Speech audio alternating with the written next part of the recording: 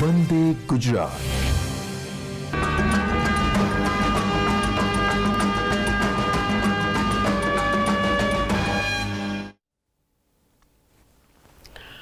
નમસ્કાર વિદ્યાર્થી ભાઈ બહેનો, શિક્ષક મિત્રો, આપ સૌને બાયસેકના માધ્યમથી ફરીથી આવકારું છું. સામાયિક શ્રેણી માટેનો આ 5મું લેક્ચર છે. 4 લેક્ચર આપણે પૂરા કર્યા. એમાં પદ્ધતિઓ આપણે શીખ્યા: આલેખની રીત અને ન્યૂનતમ વર્ગની પદ્ધતિ. ન્યૂનતમ વર્ગની પદ્ધતિના મોટા દાખલા ચલાવ્યા. એમાં આની અંદર 2 દાખલા ટૂંકા છે, એની થોડીક માહિતી આપી દઉં. આગળ બધું સમજાવ્યું છે, એમાં બધી રીતના બધા દાખલા તમારી પાસે આવી ગયેલા છે. ટૂંકા દાખલામાં પણ એક દાખલો મેં પહેલું જે ઉદાહરણ ગણાવ્યું એની અંદર સમજાવ્યું હતું કે ભાઈ આમાંથી આ દાખલો બનાવીને મૂકેલો છે, તો એ મૂકેલા દાખલામાંથી આપણે પ્રશ્ન બનાવ્યો. અહીંયા જે 2 પ્રશ્નો પૂછાયા છે એ ટૂંકા દાખલામાં કઈ રીતના પ્રશ્નો છે એ જોઈ લઈએ આપણે. આ સિવાય પ્રશ્નો નીકળતા જ નથી ટૂંકા દાખલામાં. તમે જો અત્યાર સુધી આ કોર્સમાં 5 પરીક્ષાઓ લેવાઈ. તમે આ ચેપ્ટરમાં સહેલાઈથી 12 માર્ક મેળવી શકો એ બધી મેં વાત કરું છું. થિયરીમાં આગળ આખું ચલાવ્યું, મોટો દાખલો 5 માર્કનો ચલાવ્યો. હજુ આપણે ચલિત સરેરાશની પદ્ધતિ શીખીશું, એ પણ બહુ સહેલી છે. આ 3 માર્ક તમે બિલકુલ ફ્રીલી મેળવી શકો છો, આગળ સમજાવ્યું એ બેઝ ઉપર. અને આટલા જ દાખલા છે. જુઓ અહીંયા આ દાખલો મેં તમને કહું માર્ચ 19માં તમને પૂછાઈ ગયેલો છે. કયો? તો કે ભાઈ ઉદાહરણ 3 પરથી, મીન્સ કે મેં તમને દાખલો ગણાવ્યો હતો અગાઉ, એના પરથી બનાવીને મૂકી દીધું. પછી તમે જુઓ આ માર્ચ 18 અને 19માં આ દાખલો પૂછાયો છે. એ ચોપડીનો સ્વાધ્યાયનો ડીનો 10મો પેજ નંબર 180 પર છે. આગળ વાત કરું અહીંયા જુઓ તો અહીંયા પણ આ દાખલો ઉદાહરણનો 7મો છે, પેજ નંબર 172 પર છે અને જુલાઈ 18-19. એટલે 5 અત્યાર સુધી પરીક્ષા લેવાય એ બધા ટૂંકા દાખલા બહુ જ સહેલાઈથી પૂછી શકાય. વારંવાર પૂછે. આ 2 વખત આ ગણેલા દાખલા પરથી પૂછેલો છે. એટલે 3 માર્ક તમે સહેલાઈથી મેળવો. મિત્રો હવે આખો દાખલો નહીં ગણાવું. અહીંયા પણ કહ્યું છે નીચેની માહિતી પરથી સમીકરણનું અન્વયાયન કરો. વલણનું સુરેખ સમીકરણ મેળવો નીચેની માહિતી પરથી. અહીંયા ફરી વાત કરીએ કે કોઈ પણ સમીકરણ તમારે મેળવવું હોય, મેં તમને કહ્યું છે, હવે આખું લખતો પણ નથી કે સમીકરણનું અન્વયાયન કે આ તે બધું આ છે. ખાલી ગાઈડલાઈન તમને આપું છું કે જુઓ તમારે બધું લખવાનું છે, ખ્યાલ રાખજો. અહીંયા y cap = a + bt. તો મિત્રો જુઓ તમે કે મેં તમને કહ્યું છે કે શરૂઆતમાં તમારે શું શોધવાનું, તો કે ભાઈ ટી બાર. અહીંયા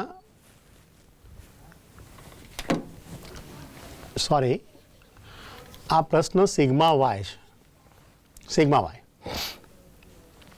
તો અહીંયા શરૂઆતમાં આપણે શોધીએ છીએ ટી. હવે તમે જોજો t². તમારી પાસે શેની જરૂરિયાત ઊભી થશે, તો એ જરૂરિયાતમાં મેં તમને પહેલાં સમજાવ્યું છે કે ભાઈ આપણે કોઈપણ દાખલાની ગણતરી કરતાં પહેલાં આપણે ટી બાર શોધીએ છીએ. તો ટી બારની જરૂરિયાત ઊભી કઈ રીતે થશે? તો ભાઈ આપણે જાણતા હોઈએ કે સિગ્મા t/n. વાય બાર કઈ રીતે થશે? તો વાય બાર બરાબર સિગ્મા y/n, કે સિગ્મા વાય આપણને આપેલા છે. ત્રીજામાં મેં તમને સમજાવ્યું છે કે બી શોધવાનું, અને બી શોધવા માટેનું સૂત્ર આપણે જોઈ ગયા n sigma ty sigma t × sigma y અને n sigma t² sigma c². મિત્રો જોજો બહુ જ સહેલાઈથી તમે આને બધી કિંમતો પ્રાપ્ત કરી શકો. અને પછી આપણે શોધતા હોઈએ છીએ એ બરાબર પણ જોઈ ગયા કે આમાંથી મેં તમને સૂત્રો બનાવતા શીખવાડીશ કે અહીંથી આને ટ્રાન્સફર કરવાનું. એટલે તમે યાદ રાખો તો સારું છે, નહીં તો બનાવી બી શકો છો કે a = y bar minus bt બાર. મિત્રો હવે જુઓ શું આપેલું છે શું નથી આપ્યું એ તમારે જોવાનું છે. તો તમારી પાસે ટી બાર મેળવવા માટે સિગ્મા ટી નથી, સિગ્મા વાય બાર આણથી મેળવી શકાય છે. તો જો જે આપેલું છે એ મેળવી લઈએ. તો સિગ્મા વાય 270 અને n બરાબર 4. કિંમતો જે આવે હું કેલ્ક્યુલેટરથી અત્યારે વાત કરી દઉં છું, પહેલાં લખી નાખી પછી જવાબ લખી નાખીશ. હવે સિગ્મા ટી નથી પણ અહીંયા તમારી પાસે n બરાબર 4 છે. તો મેં આગળ પણ શીખવાડ્યું કે એનો મતલબ થયો કે n બરાબર 4 એટલે કયા હશે 1 2 3 4. અને એ પછી અહીંયા તમે જુઓ સિગ્મા ટી વાય તમને આપેલું છે, n આપેલા છે. તો n ક્રમશઃ હશે 1 2 3 4. તો આ મળી ગયું. ચાલો જે છે એ મૂકી દઈએ છીએ. એક સાથે મૂકો તો પણ ચાલે, એક સાથે મૂકો તો પણ ચાલે, પણ અહીંયા તમને છે તો આપણે મૂકી દઈએ કે ભાઈ n બરાબર 4 છે. સિગ્મા ટી વાય બરાબર 734. આ 734. મિત્રો સિગ્મા ટી નથી તો તમે આના પરથી તમે મેળવી શકો છો. સિગ્મા ટી કયા હશે તો 1 2 3 4 હશે ટી. તો હવે આની વાત કરીએ આનો સરવાળો થશે તો આનો સરવાળો 10 થયો, એનો મતલબ થયો કે આ સિગ્મા ટી થઈ ગયું તમારે. હવે શું જોઈએ તો n સિગ્મા ટી સ્ક્વેર નથી તો અહીંયા ટીનો સ્ક્વેર કરીશું.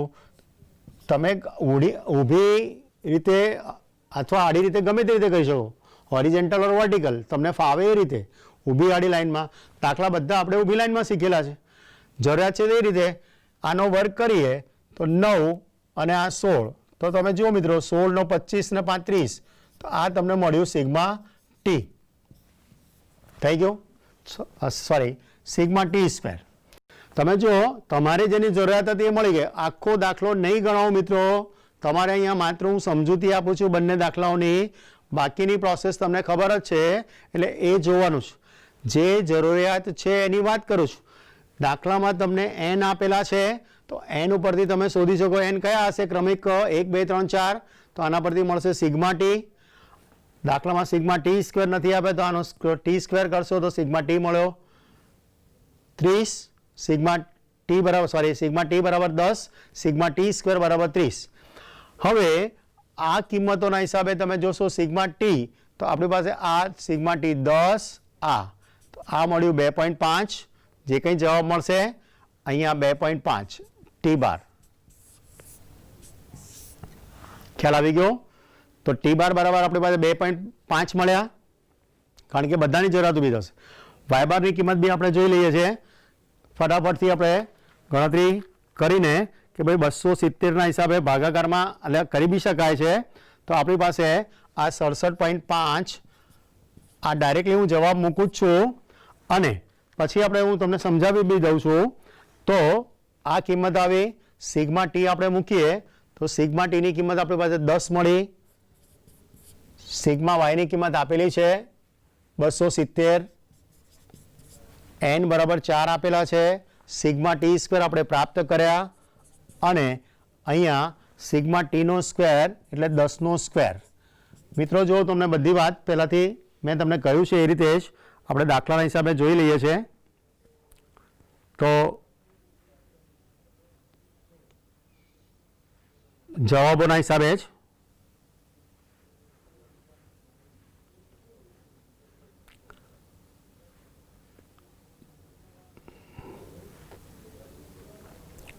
જુઓ કિંમતોને આધીન n બરાબર છે તો તમારી પાસે n સિગ્મા વાય અને આ બધી કિંમતો આપી એના હિસાબે આપણે કિંમત મૂક્યા કે ભાઈ 774, 10, 270 અને આ આખો જવાબ એનો આવશે મિત્રો 11.8. માત્ર મેં તમને કહ્યું છે કે તમને માહિતી જ આપું છું. બીની કિંમત મળી ગઈ. હવે આની કિંમત આપણે મૂકી દઈએ કે ભાઈ અહીંયા 67.5 છે, આ 67.5 માઇનસ બીની કિંમત મળી 11.8 અને ટી બાર બરાબર તમને 2.5 આપેલા છે મળ્યા આપણને. તો 2.5 મૂકીએ તો એની કિંમત આપણી પાસે મળશે અને એ બરાબર મળ્યા 38. આ બધી કિંમતો આપણી પાસે પ્રાપ્ત થઈ ગઈ જે રીતે બી. હવે મેં તમને લાસ્ટ સમજાવેલું છે કે ભાઈ આપેલા સમીકરણમાં આની કિંમત મૂકી દઈએ તો આપણે તમારી પાસે સમીકરણ શોધવાનું છે તો y cap is equal to a plus bt અને એની અંદર આપણે સમીકરણમાં કિંમત મૂકીએ એ બરાબર આપણી પાસે મળે 38, બી બરાબર મળે 11.8 અને ટી, તો આ તમારો જવાબ છે. તો 3 માર્કમાં તમારે y cap is equal to 38 plus 11.8 આ કિંમત તમને પ્રાપ્ત થાય છે મિત્રો. કહેવાનો મતલબ શું છે કે તમારી પાસે આગળ ગણતરી કરી એ પ્રમાણે હું તમને ફરી સમજાવું છું કે તમારે આટલું જ જોવાનું કે અહીંયા ટી એટલે એન આપેલા છે એના પરથી ટી શોધો, ટીની કિંમત ક્રમિક જેટલા એન આપ્યા 1 2 3 4 તો એ રીતે છે.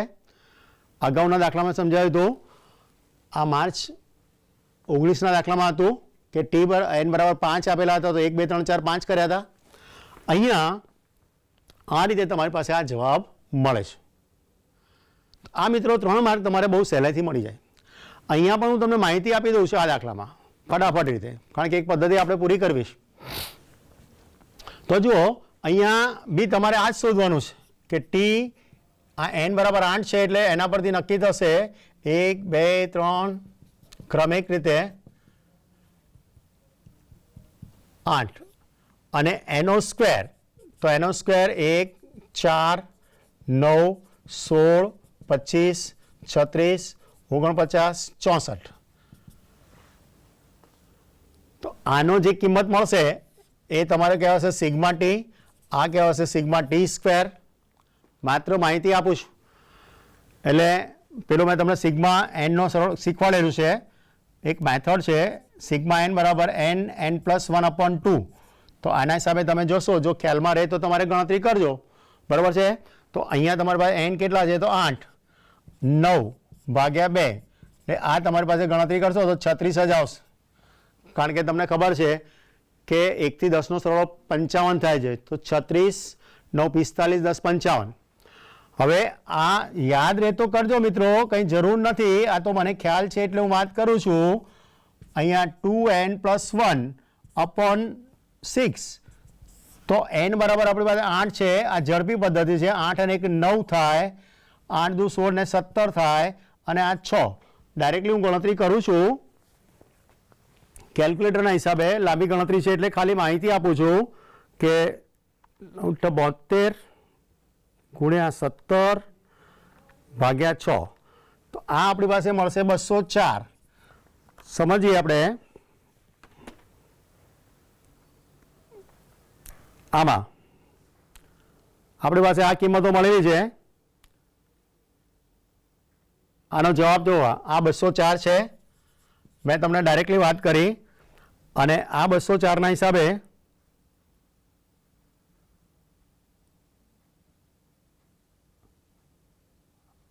$204 અને ત્યારબાદ આપણી પાસે 36. આ બે જવાબો મેં તમને શીખવાડ્યા. આનાથી આગળ તમે ગણતરી કરી શકો છો. જો ફરી વાત કરું છું, ફાવે તો આ ગણજો, નહીં તો મિત્રો આ રીતે તમે કેલ્ક્યુલેટરથી ગણતરી કરી શકો છો. આ સૂત્ર છે નહીં, તમારે ઇમ્પ્લિમેન્ટેશન નથી, મને નોલેજમાં છે એટલે મેં વાત કરી કે સિગ્મા એન બરાબર n + 1/2. તો તમારી પાસે આ બહુ સહેલાઈથી તમે ગણતરી સરવાળા કરી શકો છો. અને આનો સિગ્મા એન સ્ક્વેર એટલે પ્રથમ n પ્રાકૃતિક સંખ્યાનો વર્ગોનો સરવાળો એનું સૂત્ર છે. તો આપણી પાસે 204 મળ્યા. હવે તમે આ રીતે આ દાખલાની ગણતરી કરજો. આ મેં તમને ગાઈડલાઈન આપી હતી. તો અહીંયા મિત્રો ન્યૂનતમ વર્ગની પદ્ધતિ અહીંયા પૂરી કરીએ છીએ. અને તમારી પાસે ત્રીજી પદ્ધતિ, હવે બે પદ્ધતિના તેજી મેં તમને અગાઉના લેક્ચરમાં જ્યારે ન્યૂનતમ વર્ગની પદ્ધતિ શીખવાડી ત્યારે એના ફાયદા ગેરફાયદા પણ ચલાવ્યા. હવે શીખીએ ત્રીજી પદ્ધતિ. અને ત્રીજી પદ્ધતિ છે ચલિત સરેરાશની પદ્ધતિ. એની વાત કરીએ આપણે. મિત્રો જુઓ, હું માનું છું કે હવે આ ક્લિયર થઈ ગયું તમારી પાસે. ત્રીજી પદ્ધતિ પર જઈએ છીએ. ટેલીટોપ પર જુઓ મિત્રો, એટલે તમને એ ખ્યાલમાં આવશે. ટેલીટોપ પર મેં બતાવેલું છે, એટલે થિયરી એની જ છે ચોપડીની અને બહુ સહેલી છે. તો એની આપણે ચર્ચા કરીએ છીએ. એના હિસાબે સહેજ ધ્યાન આપો. મેં હાઇલાઇટ્સ કરેલી છે થિયરી, અને એ હાઇલાઇટ્સના હિસાબે તમે જોશો તો તમને ખ્યાલમાં આવશે જ.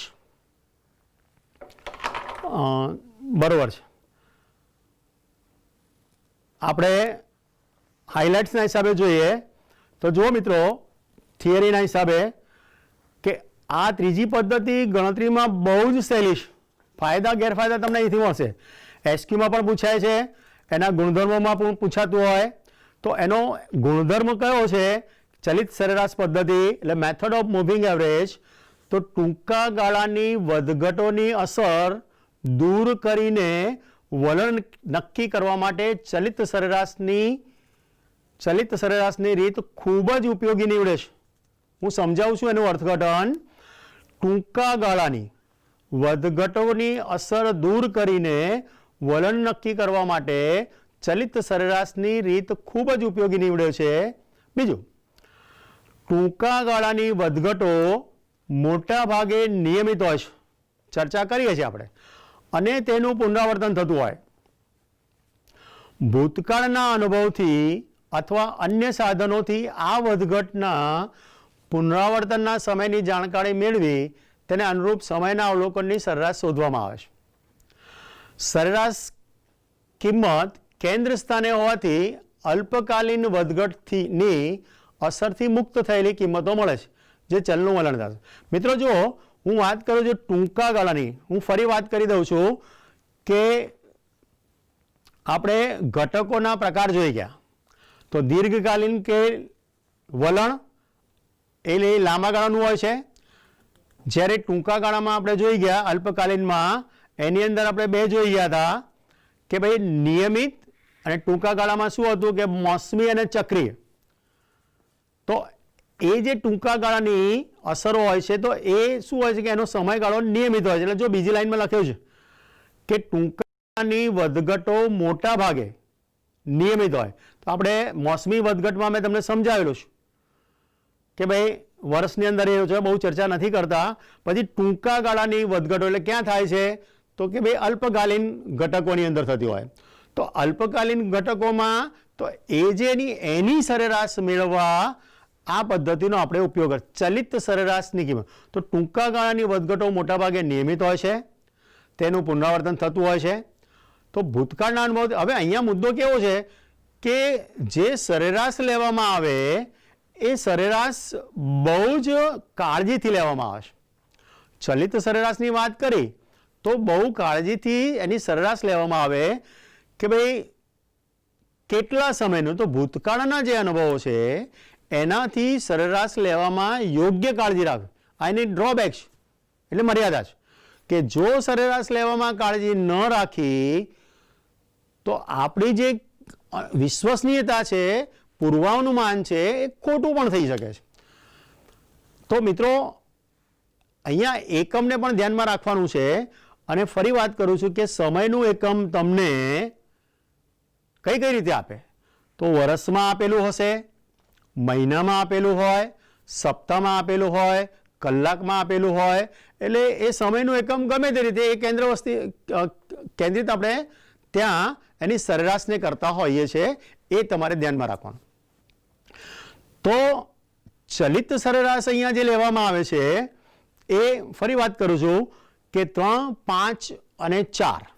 તો મિત્રો 3, 5 અને 4 એ રીતે કેમ આવું? તો હું તમને અહીંયા તમને દાખલા બી એ રીતે જ આપેલા છે. તો એ દાખલાના હિસાબે શરૂઆતમાં એ 3 માસ લઈએ, 3 વર્ષ લઈએ અને આ 4.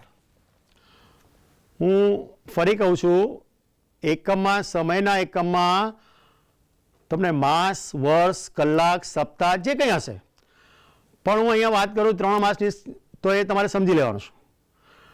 3 માસની ચલિત સરેરાશ, 5 માસની ચલિત સરેરાશ અને 4 માસની ચલિત સરેરાશ માસમાં લઈએ છીએ. વર્ષ હોય તો વર્ષમાં, કલાક હોય તો કલાક.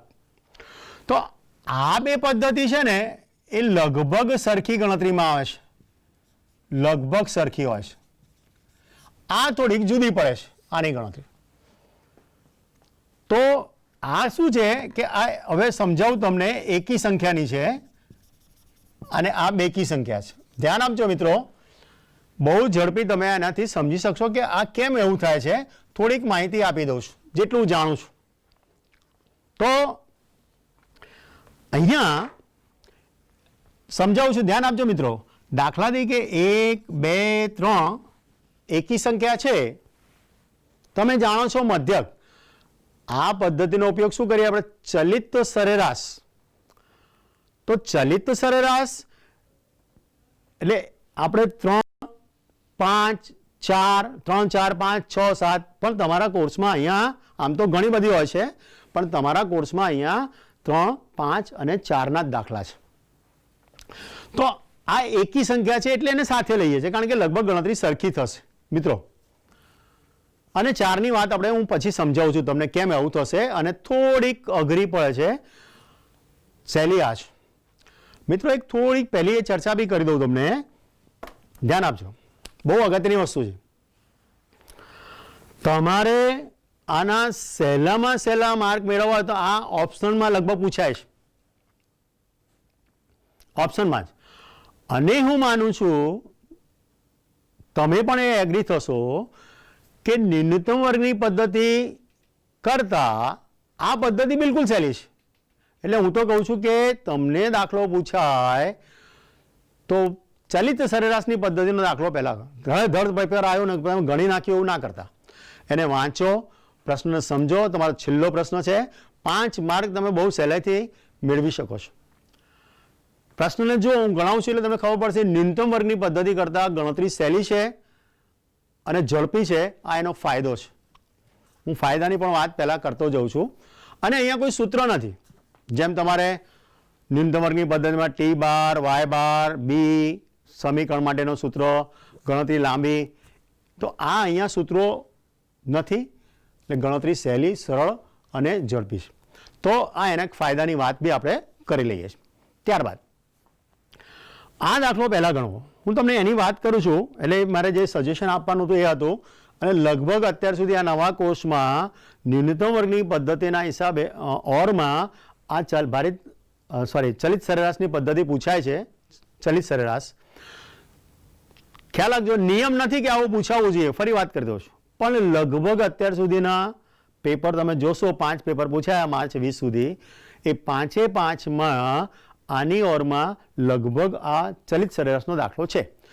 પણ 3 5 4 ગમે તે હોઈ શકે છે, એ પણ નક્કી છે. જોઈએ કે ભાઈ આ એકી સંખ્યાવાળું જોઈએ કે ભાઈ 1 થી 3, તો તમે એનો મધ્યસ્થ જોશો તો 2 જ જોવા મળશે. તમે 1 2 3 4 5 જોશો તો 3 જ જોવા, કારણ કે ક્રમિક સંખ્યાઓનો મધ્યક બરાબર વચ્ચે આવે છે, મધ્યસ્થ બરાબર વચ્ચે આવે છે. તો આપણે જાણતા હોઈએ કે ભાઈ આ એક્સ બાર બરાબર શું હોય છે? તો ભાઈ સિગ્મા એક્સ અપોન એન. તો અહીંયા તમે ગણશો 3 2 5 6 ભાગ્યા 3, તો તમે જુઓ 2 આવી ગયા. એ રીતે અહીંયા પણ તમે ગણશો તો આ સિગ્મા બરાબર 15 થશે, ભાગ્યા 5 કરશો 3 આવશે, આ બરાબર વચ્ચે આવી ગયા. સામાન્ય રીતે જનરલી બી તમે કહો ને કે એકી સંખ્યાનો મધ્યક તો બરાબર વચ્ચે જતા રહેવાનું.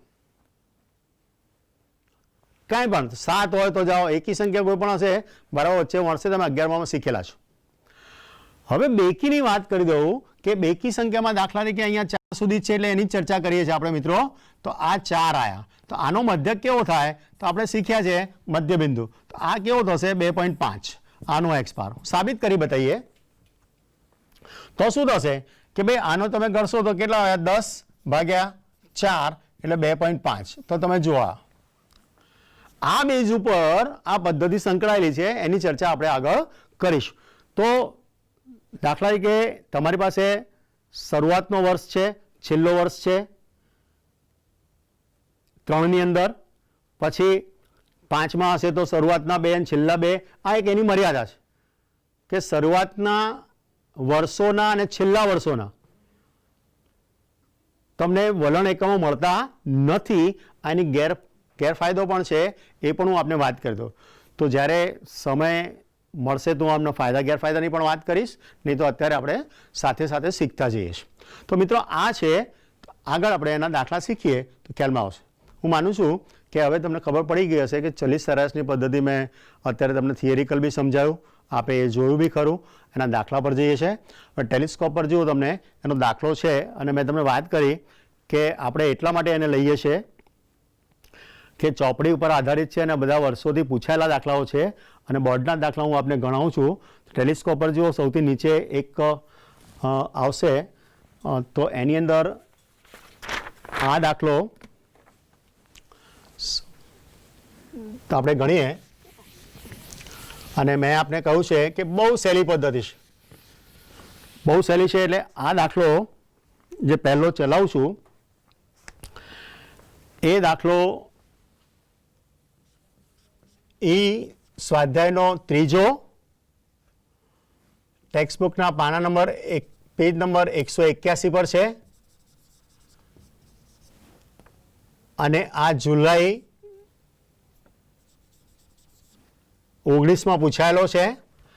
3 માસની ચલિત સરેરાશનો છે. એની અંદર ફેરફાર શું છે કે દરેક કિંમતમાં એટલે ચલ કિંમતમાં 100નો ઉમેરો કર્યો છે.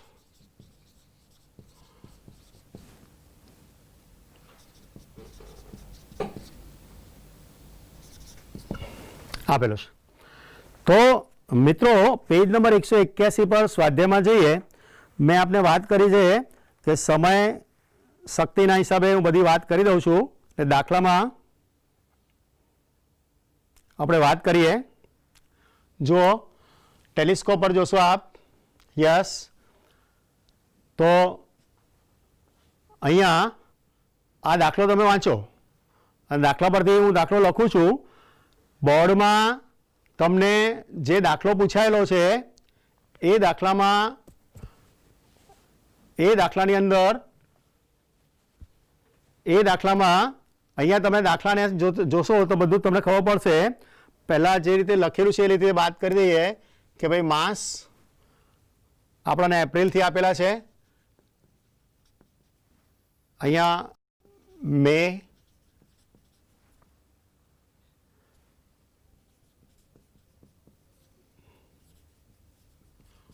ઓગસ્ટ,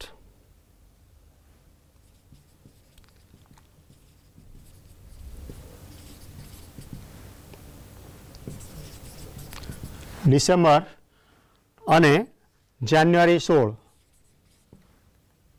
2016 અને અહીંયા 2015થી આપેલો છે. ત્યારબાદ શેરના ભાવ આપ્યા છે રૂપિયામાં, કે જેને આપણે વાયચલ તરીકે લઈએ જ છીએ. ત્યારબાદ જોઈએ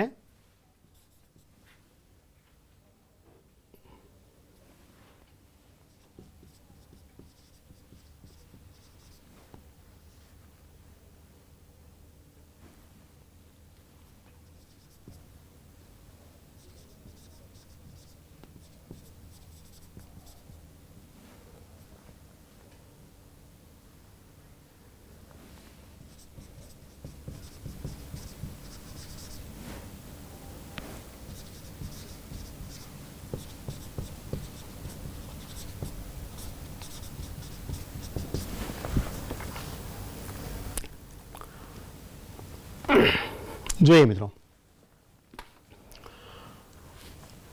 હવે જુઓ કે હું ફરી દાખલો વંચાવું છું. તો એ દાખલા પરથી, ટેલિસ્કોપ પરથી દાખલો જુઓ મિત્રો.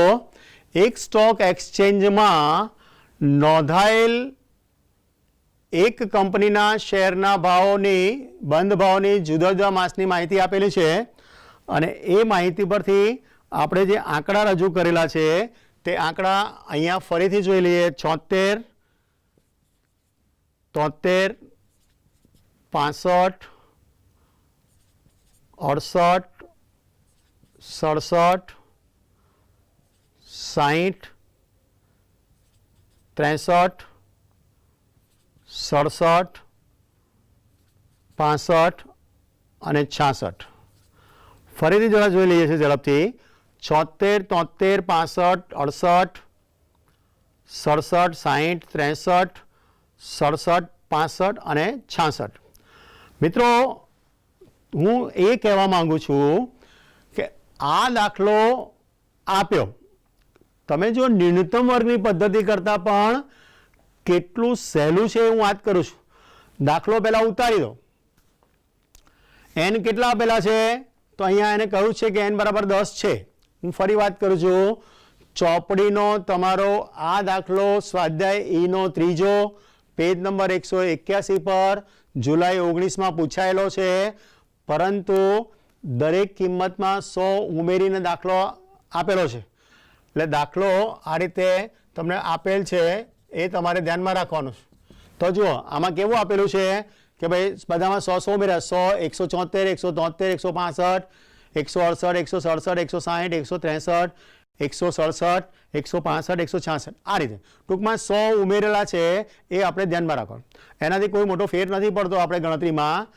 હવે તમારે બસ મેં આ લખી બી નાખીશ, આ ટાઇટલ તમને આપ્યું, આ ટાઇટલમાં જો તમારે આટલું જ લખવાનું છે, જેમાં આ કોલમ તો શીખેલા છે, અને આ સરવાળા બાદબાકી કરવાના. એટલે મેં તમને કહું ને, આ પદ્ધતિ કેમ સહેલી, એના ફાયદા શું, તો આમાં કોઈ સૂત્રનો ઉપયોગ થતો જ નથી. સરવાળા બાદબાકી તો પ્રાઇમરીનો છોકરો બી કરી શકે છે. તમે એક પ્રાઇમરીનો છોકરાને બી કહેશો ને, એ બી ગણતો, તમે તો 12માં છો, તો માત્ર તમારે ન્યૂનતમ વર્ગની પદ્ધતિથી પણ આ સહેલાઈથી ગણી શકાય, એટલે આ ગણવાનું. તો જુઓ અહીંયા આપણે લખીએ 1, 2, 3, 4, 5, 6 આ રીતે ક્રમિક આપણે આપીએ, કોઈ કેલ્ક્યુલેશન નથી. અહીંયા શું છે કે દાખલામાં કહ્યું 3 માસની સરેરાશ. દાખલો ફરીથી જોજો, દાખલો જુઓ તમે, એ દાખલા પરથી તમે પૂછેલું છે કે 3 માસની, જો અહીંયા વારંવાર વંચાવું છું એટલા માટે, કારણ આપણે દાખલા ગણવાના છે, મેં તમને સમજાવ્યું છે 3 માસ, 5 માસ અને 4 માસ. તો 3, 5 અને 4, તો 3, 5 ના સહેલા છે. જોઈએ તો અહીંયા તમે ફરી વાત કરી દીધી, તો અહીંયા મેં લખી નાખ્યું પહેલાંથી, અહીંયા મેં લખી નાખ્યું કે 3 માસના ચલિત સરવાળા અને આ પછી એની એવરેજ. તો જુઓ હવે મેં આગળ વાત કરી હતી તમને બધાને, 1 + 2 + 3 એટલે 3 માસ લે ક્યાં આવશે, બીજા પર. તો અહીંથી શરૂ થશે, એટલે આપણે આની જરૂર નથી. આ એનો ડ્રોબેક છે, મર્યાદા છે કે પહેલું નહીં આવે. કેમ, તો કે ભાઈ આની સરેરાશ ક્યાંથી શરૂઆત થાય, તો બે આનેથી. તો આપણે પહેલાં આના સરવાળા કરવાના. કેટલા કરવાના, 76, 73 અને આ 65. મિત્રો હું ફરી વાત કરું છું, મારી સલાહ એ છે, જો અહીંયા 6, 3, 9, 5, 14, 8, 7, 15 ને 6, 21, 214. ફરી કહ્યું 6, 3, 9, 5, 14, 7 ને 7, 14 ને 21. કેટલીક ચોપડીમાં કેટલીક જગ્યાએ બધું સાચું ગણેલું, કંઈ ખોટું નથી, પણ આપણે ગણતરી ડાયરેક્ટ. બીજી વાત કરો, તમે આ સરવાળા ના દર્શાવો, તમે અહીંયા સરેરાશની કિંમત ભાગાકારમાં ના દર્શાવો તો પણ ચાલે. સીધો 214 લખો, આનો મધ્યક જે આવે છે એ લખો, ચાલે, પણ દર્શાવો તો વધારે સારું છે. તો હવે શું થાય છે, આની બે પદ્ધતિ સમજાવું છું કે જો અહીંયા તમે 214 આનો આવ્યો, હવે પહેલાને તમે ડ્રોપ કરો છો. કોને ડ્રોપ કરો છો, તો ભાઈ 76 ને. પછી કઈ લો છો કે ભાઈ આ 68 લઈએ છે, તો આ 68 લઈએ. તો આ રીતે બી તમે ગણતરી કરી શકો છો,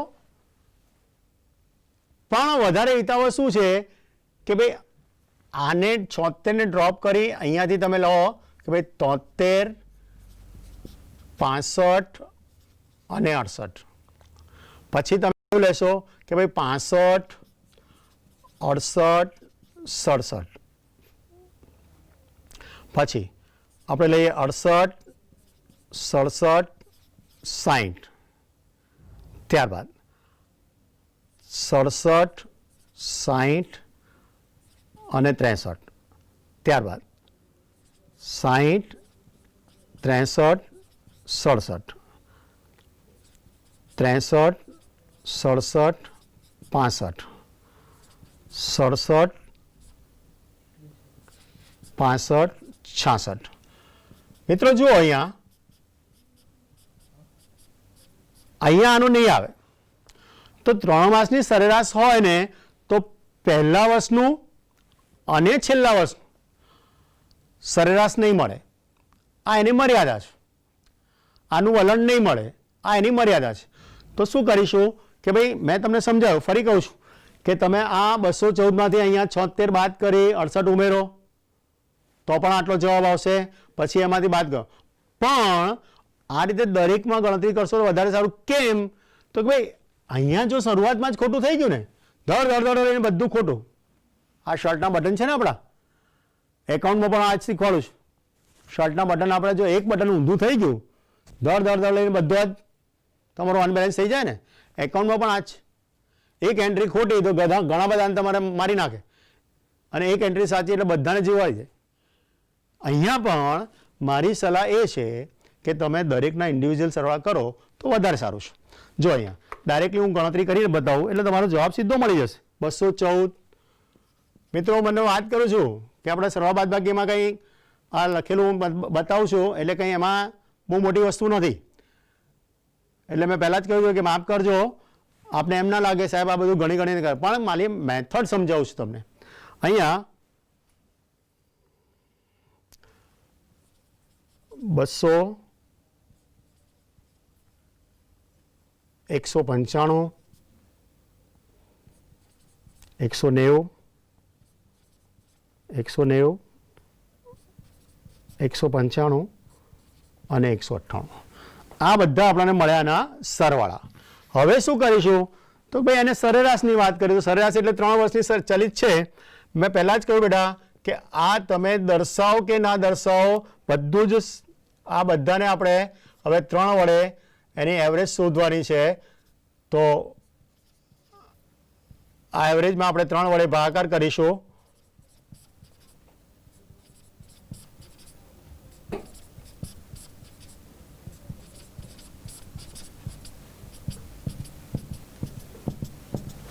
અને આ એનો જવાબ મળશે 71.33.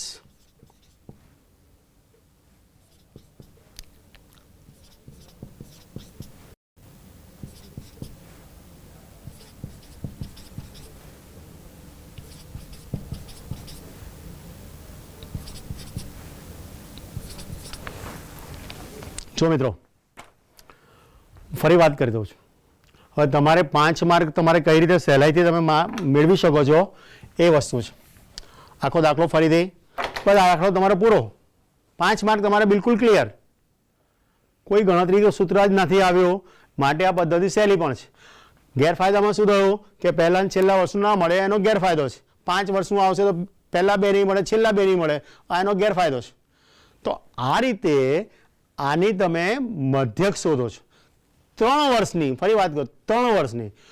એકને પકડો બીજાને છોડી દો, એકને પકડો બીજાને છોડી દો. તો અહીંયા આ ઉપરનાને ડ્રોપ કરતા જવાનું અને નીચેનાને આ પહેલા 3 લીધા આટલું ધ્યાનમાં રાખવાનું. પછી આ 2 લીધા 73 થી ખબર પડી. પછી આ 3 લીધા તો 65, 68, 67. પછી આ 3 લીધા તો 68, 67, 60. પછી આ 3 લીધા, પછી આ 3 લીધા, પછી આ 3 લીધા, પછી આ 3 લીધા. થોડીક મહેનત વધશે પણ તમે તમારા જજમેન્ટમાં ક્લિયર હશો. ત્યારબાદ આ સરવાળો મધ્યક આપણે મેં તમને શીખવાડ્યું કઈ રીતે હોય છે કે ભાઈ આ 3 આંકડાઓનો સરવાળો મધ્યકમાં આપણે શીખી ગયેલા છે કે ભાઈ આ મધ્યક એટલે મધ્યક જ, સરેરાશ એટલે શું છે મધ્યક જ છે ને. તો x બાર = સિગ્મા x અપોન n. તો અહીંયા n બરાબર 3 છે જ તમારા, તો બધાને આપણે 3 ભાગાકાર કરી નાખ્યા. આ તમારે 5 માર્ક બહુ સહેલાઈથી મળી શકે. અને મેં તમે કહ્યું કે ભાઈ આ જુલાઈમાં પૂછાઈ ગયેલું છે, બરાબર છે. તો મિત્રો આ આપણે શીખ્યા 3 માસની ચલિત સરેરાશ. હું ફરી વાત કરું, આ માસ હોય, કલાક હોય, વર્ષ હોય, સપ્તાહ હોય, ગમે તે હોઈ શકે છે. એટલે હું એના એકમની કોઈ અર્થઘટન કરતો નથી. આપણે તો જે ધ્યાન આવે 3, 5, 4 જે કંઈ છે. તો 5નું પણ હું તમને સમજાવું છું. એક વસ્તુ ધ્યાનમાં રાખજો, આ દાખલા જ્યારે ગણો ને તો એક લાઈન જરા છોડીને લખજો. તો છોડશો ને તો તમને ક્લેરિટી વધારે આવશે, ભૂલ થવાના ચાન્સ ઓછા. ઘણી વખત શું આપણે આપણી જાતને આપઘાત કરી નાખીએ છીએ, ભૂલોને આપણે આમંત્રણ આપી દઈએ છીએ. એટલે એવું ના થાય એની કારણે નો ડાઉટ એક્ઝામ આપતી વખતે થોડુંક આમ આપણને હોય કે ભાઈ આપણે ફટાફટ ગણી નાખીએ, કોઈ ટેન્શન હોય, પણ બહુ શાંતિથી ગણશો તો. હવે આપણે લઈએ 5 માર્ક. હું જરા ટેલિસ્કોપ પરથી આપણે બતાવું છું, પછી આપણે 5 માર્કનો દાખલો ગણીએ છીએ. જરા ત્યાં ધ્યાન આપજો.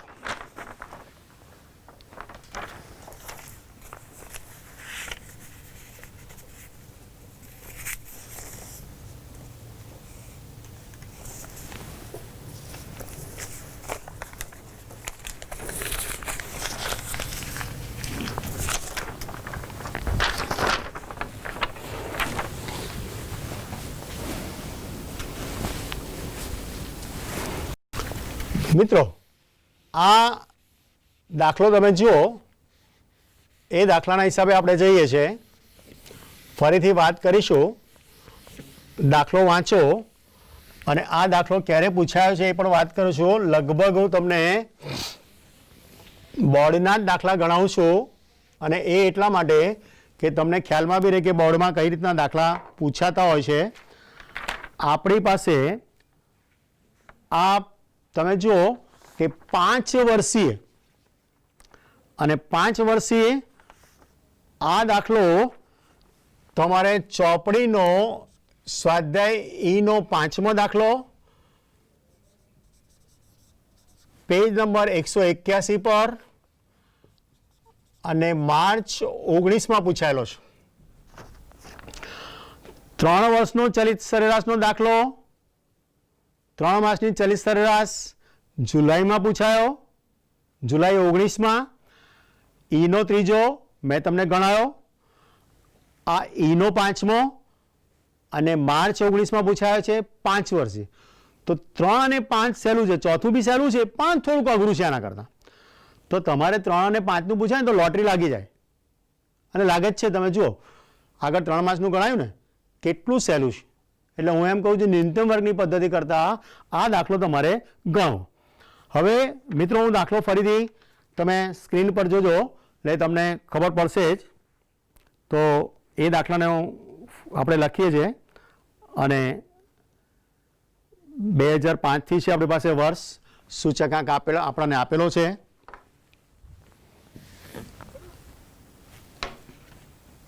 વર્ષ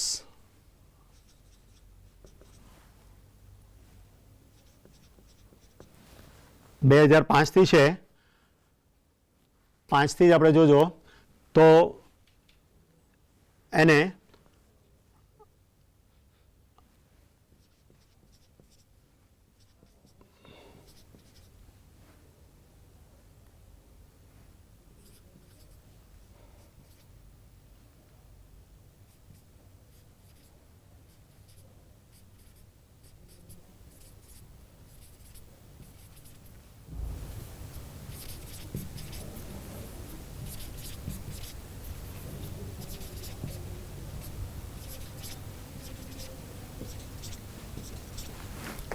સૂચકાંક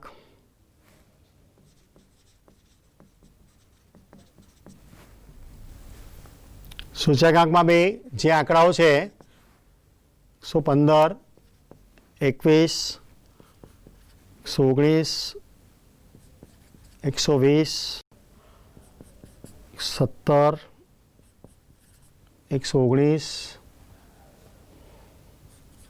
120, 118, 116, 124 અને 125.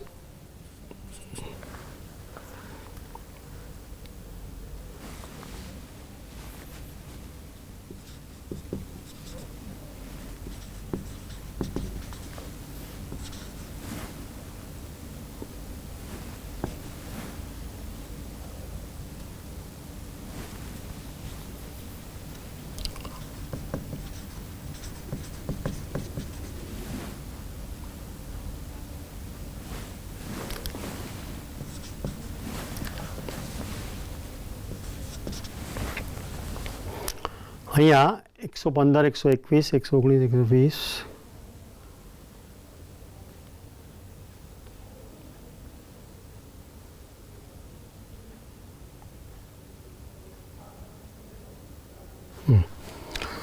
જો મિત્રો થોડીક ફરીથી વાત કરી લઈએ. તમને જે કિંમતો આપેલી છે એ કિંમતોના હિસાબે ફરી આપણે વાંચીએ છીએ કે એક રાજ્યના ખાદ્ય તેલના વપરાશના જથ્થાના સૂચકાંક નીચેના કોષ્ટકમાં આપેલ છે. 5 વર્ષીય સરેરાશ ચલિત સરેરાશોના આધારે વલણ શોધો. મિત્રો અહીંયા તમે જુઓ કે તમને 1, 2, 3, 4, 5, 6, 7, 8, 9, 10, 11 આ 11 તમને આપેલા છે. એ 11ના હિસાબે આપણે જોઈએ તો જે કિંમતો તમને મળશે એ કિંમતોના હિસાબે આપણે જોઈએ. પહેલાં હું તમને પદ્ધતિ સમજાવું. અહીંયા એનો મધ્યક શોધીએ છીએ, ફરી વાત કરીએ છીએ આગળ સમજાવ્યા રીતે. તો આનો મધ્યક કેટલો આવશે? 3. તો આ પહેલાં નહીં આવે 2, કારણ કે શરૂઆત ક્યાંથી થશે?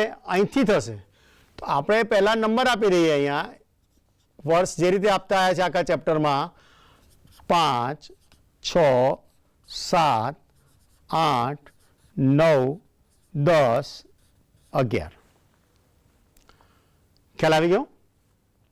હવે તમને નંબર કયો આવશે? તો ભાઈ 3 થી શરૂઆત થશે. મીન્સ કે આ સરવાળા તો કંઈ જરૂર નથી. કેમ? તો કે ભાઈ આપણી પાસે આનો મધ્યક કયો આવશે? 3. તો 3 થી શરૂઆત થશે અને છેક છેલ્લે સુધી જઈશું. જે આગળ આપણે 3 વર્ષમાં કરી ગયા, એ જ આપણે અહીંયા કરવાનું છે. તો આ અહીંયા ફરી વાત કરી દઉં તમને. 115, 121, 119 અને આ સરવાળાની પછી આપણે વાત કરી જ દઈએ છીએ. હું તમને બધી કિંમતો કરી જ નાખું છું તો તમને સરવાળામાં ખ્યાલમાં આવી જ જશે. 120 અને 117. આ એટલા માટે લખી નાખું છું, સમયના અભાવે આપણે આને પૂરું કરીએ છીએ. તો આ જ્યારે કિંમત લેશો ને તો તમારી પાસે આ કિંમતો તમને મળશે. હવે આને હું સમજાવી દઉં છું. આ એક પદ્ધતિ બી આપણે લઈએ છીએ કે 592 અને ઉપરનું એક એક બાદ કરીએ, નીચેનું એક એક ઉમેરતા જઈએ છીએ. આને 117 લીધા છે તો શું કરીશું? જો અહીંયા એક પદ્ધતિ આ બી સમજાવી દઉં કે ભાઈ 592 છે એમાંથી તમે 115 બાદ કરી નાખો. 117 પછી કયું આવ્યું? તો કે ભાઈ 119 આપણે ઉમેરીશું. તો અહીંયા તમને મળશે 592. તો આ રીતે ક્રમમાં તમે જોશો આ કિંમતો તમને મળી. 592 અહીંયા આવશે, 595 અહીં, 594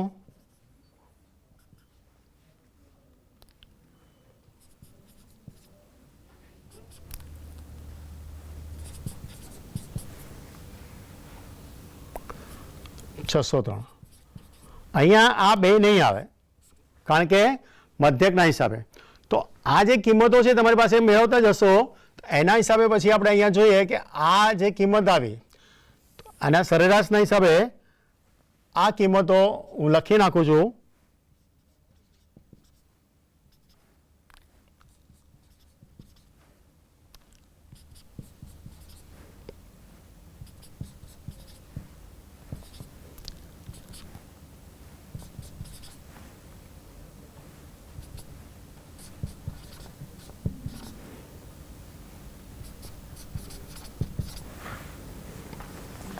મિત્રો જો ફરી ફટાફટ વાત કરી દઉં છું. બસ આ તમારો દાખલો અહીંયા પૂરો થઈ ગયો છે. કેલ્ક્યુલેટરનો આપણે તમારે ઉપયોગ કરવાનો છે. આંકડાઓ મેં અહીંયા જોઈને મૂકી દીધા છે કે ભાઈ આટલી રકમ આવશે. માત્ર હું તમને સમજૂતી આપી રહ્યો છું. તો જો અહીંયા આ શરૂઆતમાં 5ના આંકડા લીધા તમે અહીં સુધી. હવે એક એક ઉપરથી બાદ થશે, નીચે એક એક ઉમેરાતો જશે. જે આગળ શીખ્યા મેં આગળ વાત કરી કે દરેકનો સરવાળો કરવાનો, એ પદ્ધતિ શીખવાડી. અહીંયા એ શીખવાડું છું કે ભાઈ એ પણ તમને જે રીતે એપ્લિકેબલ હોય તે રીતે, પણ વધારે સારું આગળ સમજાવ્યું કે દરેકમાં સરવાળો કરતા જાઓ. હવે આપણે શું કરીશું કે ભાઈ આ 592 છે એમાંથી આપણે આ કિંમતો તમે જોશો. હવે શું કરીશું કે ભાઈ 500 આ 96 આવ્યા, 594 ક્રમમાં તમારી પાસે જોતો જઉં છું. 590, 96,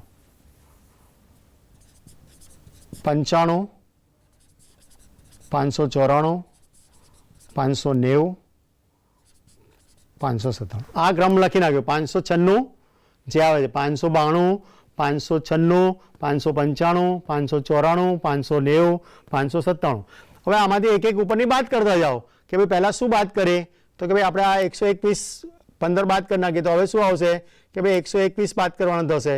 હવે શું ઉમેરાશે? તો 119 પછી 120 આવશે. થઈ ગયા? હવે આ રીતે તમે 595, હવે 101 પછી શું બાદ કરીશું ભાઈ કે આ 119 બાદ થશે તો 120 પછી શું આવ્યું? તો કે ભાઈ 118 આવશે. આ રીતે આવી ગયા. હવે 119 માંથી શું બાદ કરીશું? તો ભાઈ 120 બાદ થશે. તો હવે શું ઉમેરાશે? તો 116 ઉમેરાશે. હવે શું થશે? તો ભાઈ 120 પછી 117 બાદ થશે. શું ઉમેરાશે? તો 124 ઉમેરાશે. હવે શું બાદ થશે? તો 119 બાદ થશે અને 125 ઉમેરાશે. એટલે છેક છેલ્લે સુધી તમારી પાસે આ ક્રમમાં મળતું જ જશે. અને આ બધાનો તમે સરવાળો કરશો કે ભાઈ 592 ભાગ્યા 5, કારણ કે 5ની એવરેજ છે 596. આ સીધો જવાબ બી લખી શકો છો. 595 પણ કઈ રીતે આવ્યું એ સમજાયું છે. આ ક્રમમાં તમારી પાસે આ જવાબ આવતો જ હશે.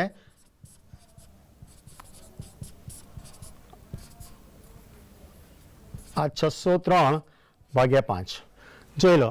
592 ભાગ્યા 5, 596 ભાગ્યા 5, 95 ભાગ્યા 5.